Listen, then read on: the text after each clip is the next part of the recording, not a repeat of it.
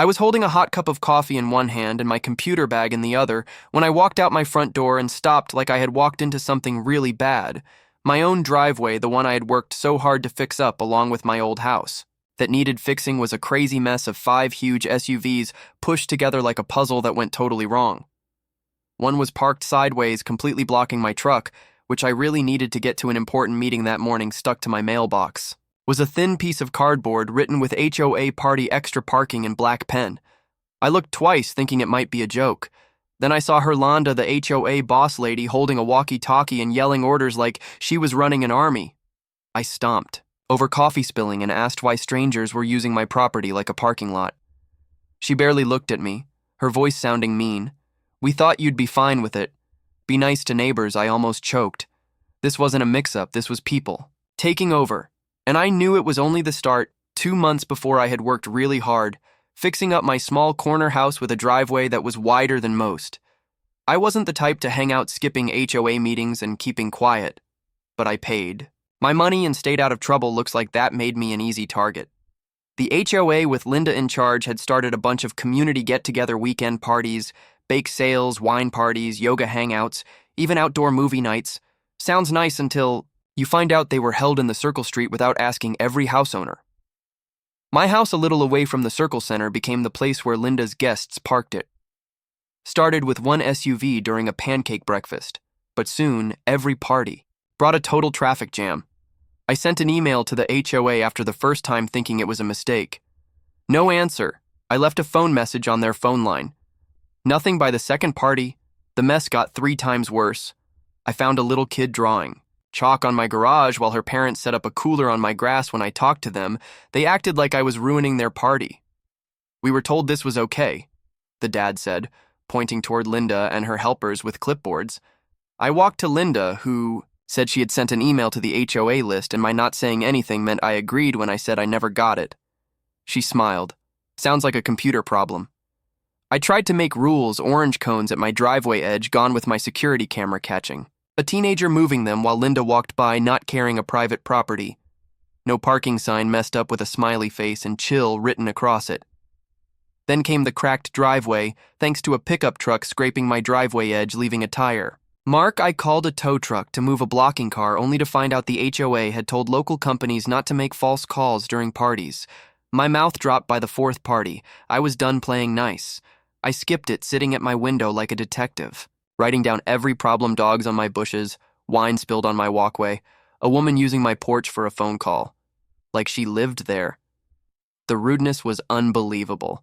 The last straw came during a bad thunderstorm that knocked out power across the neighborhood. I needed to get to a computer place for a government job, but 3 cars blocked my driveway, their owners gone. My backup power failed because the electric company couldn't get to the meter, blocked by the cars. Wet and mad, I sat on my porch staring at tire marks in my yard, and decided enough was enough. I'm a machine systems designer with experience in automatic gates and smart security for big business clients. It was time to bring that knowledge home. I drew a plan for a custom pullback driveway gate, but the real cool part was what was underneath: solar-powered pullback parking spikes, like those in business garages, paired with license plate cameras, movement sensors, and a speaker system for warnings.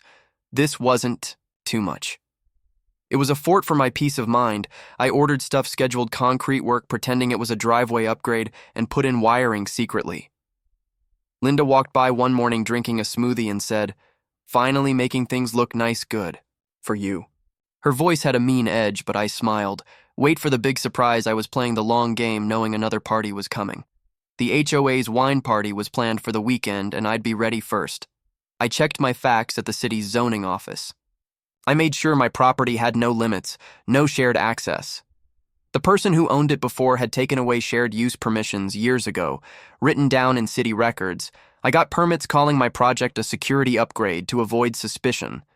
The concrete was poured in 2 clean ditches for the spikes with wiring hidden underneath. Linda drove by in her golf cart, looking at the work but saying nothing. Over 3 days, I put in pressure sensors, infrared gate controls, and a 2-way speaker connected to my phone. A safety feature made sure spikes went down for emergency vehicles. A friend joked I was building a spy movie set. I called it protection. The spikes hidden under metal covers were invisible until turned on. The system passed every test. And I waited. Friday brought the expected HOA flyer neighborhood wine party Saturday at 4 p.m. Street parking encouraged. I laughed. Street parking, sure, Linda was probably already telling guests my driveway was free to use. I charged the system, tested the speakers with a calm computer voice. You are going onto private property. This area is protected by an automatic security system. Please back up right now, or your car will be stuck at 3:30 p.m. Saturday. I sat on my porch with a soda laptop open. A silver Lexus SUV slowly moved toward my driveway. The driver, a woman in a big hat, looked at a flyer, then drove forward. The system came to life. Red lights flashed and the warning played. She stopped, backed up, and yelled, "Is this necessary?" I stood smiling. Very. She drove off fast. Then came Linda, her golf cart leading 2 cars. She pointed to my driveway. The first car waited. The second crept forward. The warning played again. I grabbed the mic. "You have 3 seconds to leave the car," squealed backward. Linda, upset, pulled up, arms waving. I walked over, permit in hand. "City-approved security system, want the paperwork." Her face went white, but she snapped, "This is too much." I laughed. "So is blocking my truck during a storm." She mumbled about a board meeting and left. No car touched my driveway that day. Guests parked blocks away carrying wine bottles like they were running away. Then it went viral, a neighbor's video of the spikes coming up, my warning playing, and Linda's freak out hit a local watch group, then Reddit, then a homeowner's website. Comments exploded. "Smart." Linda got beaten by Sunday.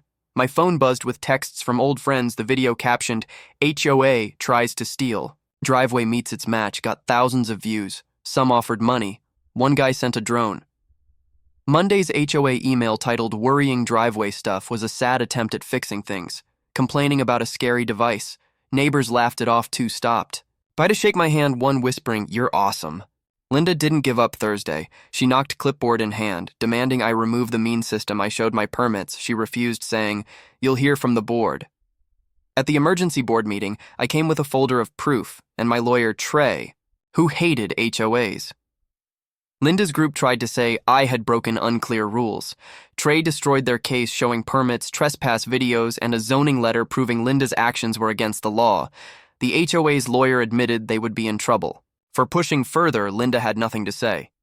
The meeting ended with no action against me. Outside neighbors thanked me, one asking if I did consulting. The results were fast. A local news story, engineer turns driveway into no parking zone, shared the story online. Linda became an internet joke. Her walkie-talkie rants made fun of. Constantly neighbors shared stories of her meanness, fines for grass height, banned gardens, punished ramps. A petition for a special HOA election got support at the packed town hall. Linda's speech about community rules was drowned out by laughter when someone yelled, "Like stealing driveways." My short speech about limits touched people. The vote kicked out Linda and her friends, replacing them with nicer leaders. Linda left quietly, her rule over, but she wasn't done. Weeks later, I found scratches on my truck. Video showed Linda wearing a hood and key in hand. Then she messed with my gate's wiring, setting off a silent alarm. I filed a police report with clear proof. Officers who knew about the viral video gave her a ticket. She showed up that evening screaming about lies I recorded. Quietly as she yelled, running when she saw the camera. Next, she came back with a sketchy lawyer. The spikes turned on, sending him stumbling. I stepped out, tea in hand. Court order or trespassing, pick one. They left. Her last move came at 3:00 p.m. cutting wires with wire cutters. A panic alert called police, who caught her mid-crime, handcuffed and yelling. She was charged with trespassing, damage, and sabotage. Linda moved out quietly. Her house sold without any big deal. The new board changed rules, making sure no president could abuse power. My driveway stood untouched, spikes ready, but rarely needed. Neighbors had a barbecue, not to celebrate, but to get back to normal. The old lady with the fine ramp smiled for the first time in years. What started as a fight for my driveway started a movement. It wasn't about spikes. It was about standing strong in a world where entitled people scream. Sometimes it takes steel to make them quiet.